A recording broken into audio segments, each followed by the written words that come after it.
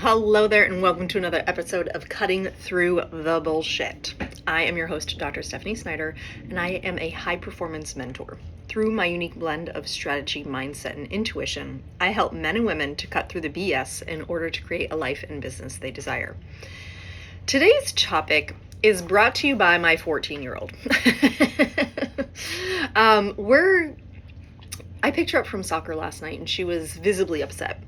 And I said, what happened? And she said, well, so-and-so was yelling at me. She said, and I don't respond that way. And I said, okay, you need to tell her this, that you're not responding that way. And she said, she should just know, because I wasn't paying attention to her after that.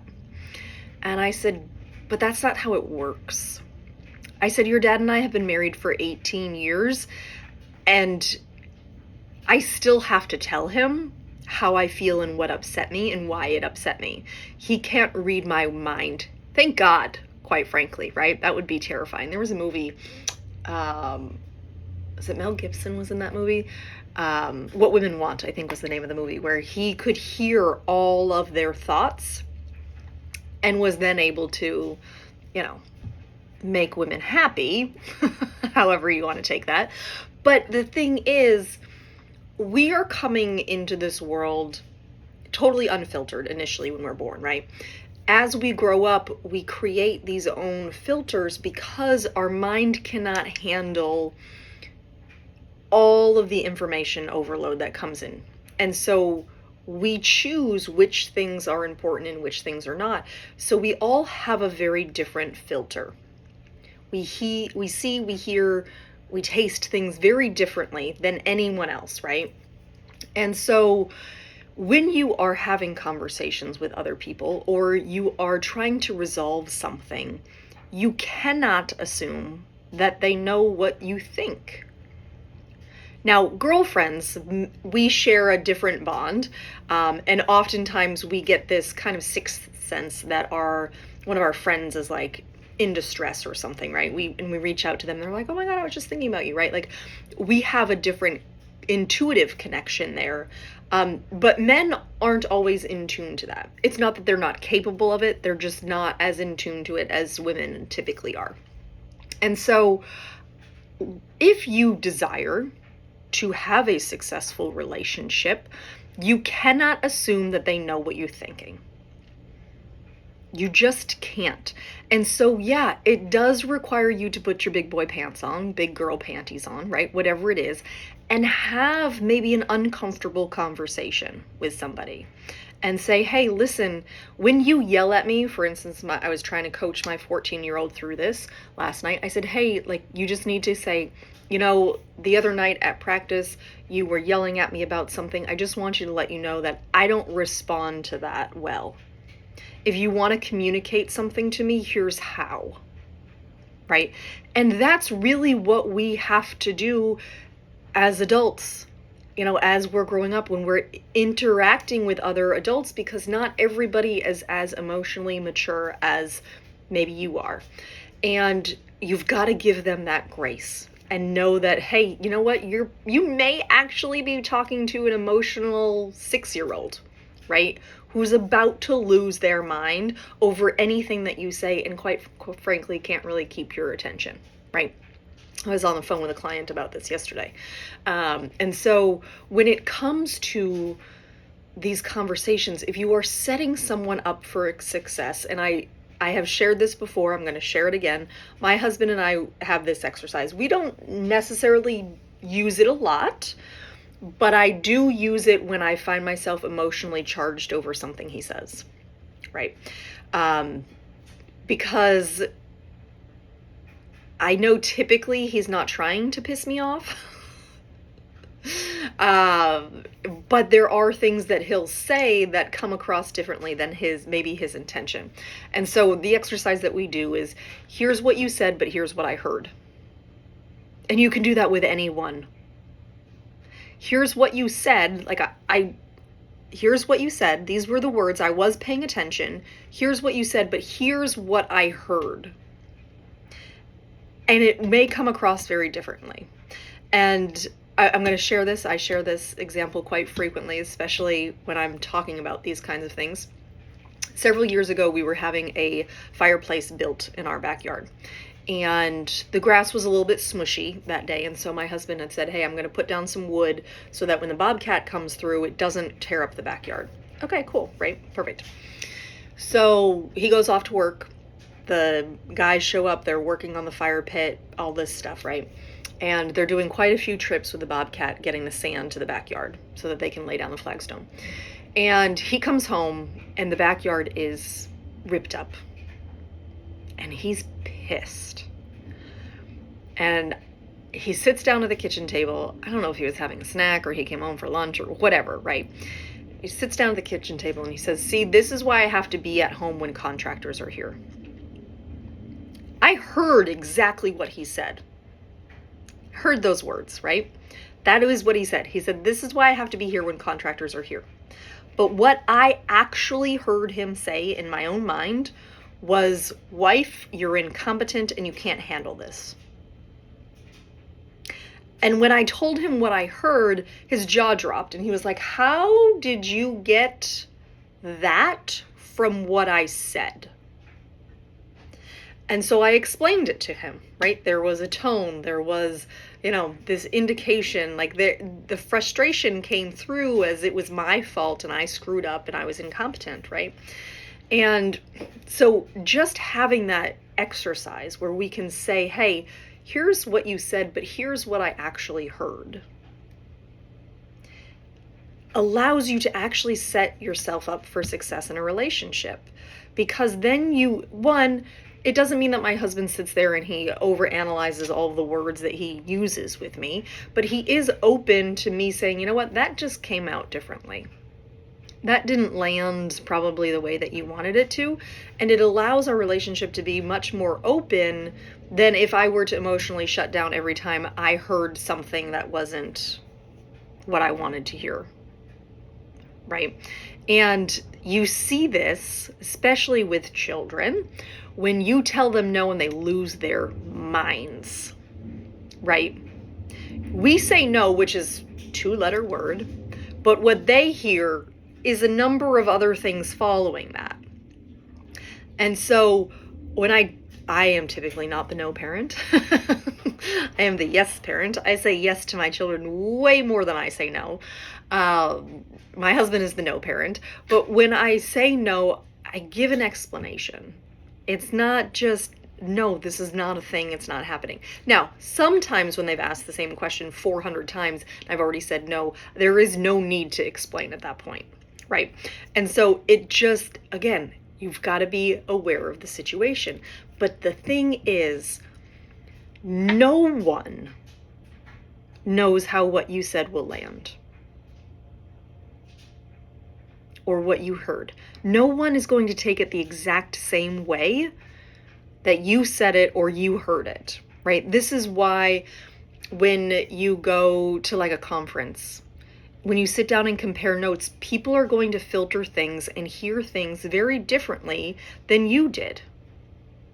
When you're sitting in class, you're probably going to have very different notes than your classmate. When you're sitting in a meeting, you're paying attention to something very different because maybe this pertains to you, but that has nothing else to do with you. It's going to come across differently because you have different filters, different perspectives. And that's okay. It's actually quite beautiful. I love it. But you have to be aware that things are going to land differently for different people. So, for instance, last night I was in my son's a senior. And so we had a senior parent meeting last night about the senior trip that all the kids want to go to. They're raising money for such and such, right? I know the coordinator of this trip. I know their family very well.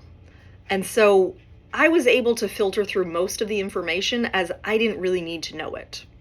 Now, there were other people there who were taking pictures, who were asking questions, who were taking notes, right? Because they have a different perspective. Does it make their perspective wrong? No. It is simply what they are deeming to be informationally important, and so that's what they're paying attention to, right? It is just different, but you can never, ever assume that somebody just knows how they made you feel, right? So when I say something, I watch the body language of my kids and go, ooh, all right, maybe that's not the appropriate phrase. And I have a conversation with them. I'm learning to parent as I raise them. I haven't done this before. My first go around, right? And I remind them of that. Hey kids, this is my first time being your parent. Hey, this is your first time being my kid. We're gonna screw stuff up. It's gonna be messy. We're gonna figure it out. We'll be okay. I love you no matter what, right? But there are times where I'm like, how did you, it wasn't even close to what I said, right? And so I do have that practice with my kids where if I ask them to do something, I have them repeat it. Hey, here's what I said. What did you hear? What did you hear mom say? And without fail, I will get 4 different answers of the same general idea of what I've said. But 4 lands very differently for all 4. This is why also siblings experience their parents in very different ways. We have different filters. From our peers, from our parents, from our siblings, from the environment. We all have all of these different filters that have showed up throughout our lives that we're going to see things very, very differently. We're going to hear things differently. It's going to feel different to us. Someone could say the same thing to my whole family, and it's going to land very differently to every single one of them. Right? So, when it comes to setting yourself up for success in relationships, what I recommend first is if you feel like you're struggling with communication with your partner or with someone else, they're just not getting you, what I do recommend is first creating awareness around the emotions that are coming up when you're feeling triggered, when you're feeling happy, like what is going on emotionally with you first. Pay attention to that before you try to navigate it further, right? So pay attention to what's coming up emotionally for you. And then start to create a safe way to say, hey, here's what is actually happening. Here's what I heard happen, right? I was watching a TikTok video once, and this, I don't know, it just came up on my feed. I don't follow the person. I have no idea who it was. But she had just graduated from college, and when she lived with her female roommates, they had a safe word. And it wasn't like, hey, come rescue me kind of thing. It was, they would say this word, and then there was no judgment, like total disattachment to what was going on. But it allowed them to have those uncomfortable conversations and be like, listen, what you just said pissed me off. Here's why. Or, I don't like it when you do that. Can we find another, compromise, right? And so she had, I think she had just gotten married. And so she created that same kind of environment with her partner. And it allowed for that communication to not be super judgy and charged, right? Because when we come into something with our own filter, we can sometimes start to point fingers at people. And when you point your finger at somebody and you say, you did this, they are immediately on the defense and they've stopped listening to you. Stop listening. And so instead of saying to my husband, you did this, I say, I felt this way when you said that. And that way, one, I don't have him on the defense. He's actually open to receive it because I'm talking about how I felt about something, right? And this reminds me, makes me laugh. My youngest, she just turned 7, but when she was little, and she was about 4, right? If I yelled about something, she would look at me and she'd go, Mommy, I'm sorry that you yelled. And I would be like, well, I yelled because you weren't listening. And she would just say, I'm sorry that you yelled. She wouldn't say, I'm sorry what I did, right? She'd be like, I'm sorry that you yelled. But it allowed me to be like, oh, okay, Steph, why are we yelling at the child? Right? And rein it in. But it was just so interesting the way that she said it. I'm sorry that you yelled. Sorry about that. Right? So when it comes to setting yourself up for success in relationships, pay attention to what's going on emotionally in yourself first. And then, okay, we're going to do a little 3-step process here. Pay attention to what's happening on emotionally. Decide whether or not you want this relationship to change. Because if you don't want it to change, it's fine. Don't do anything. Change nothing, right? That's fine. If you do want it to change, you're going to have to approach this situation differently. So if before it's been a silent treatment or it's been a yelling, screaming fight, right, when something emotionally happens, you've got to change that in yourself first. And so for me, I am typically not the yeller screamer in my house when I get annoyed with something. I tend to be the silent treatment where I'm like, I just need my space, let me go away, right? That doesn't always work. And so I will take my space sometimes for a few minutes when I can put the emotion aside, and then I come back and I have a adult conversation where it's not emotionally charged and I can actually get my words out without crying, right? So that's the 3-step process that I have used to help navigate this. If you do have any questions, please don't hesitate to reach out to me.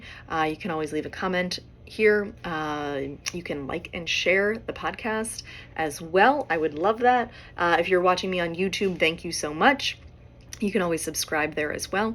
And then if you do have questions, you want to find me on Instagram, I am Stephanie Snyder, Ph.D. It's my handle on Instagram, and you can also check out my website, stephaniesnyderphd.com.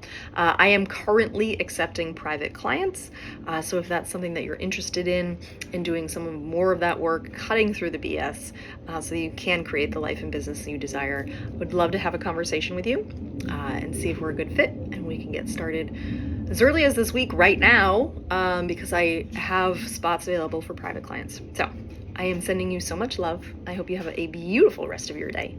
And as always, be you, because the world needs more of you. Bye, love.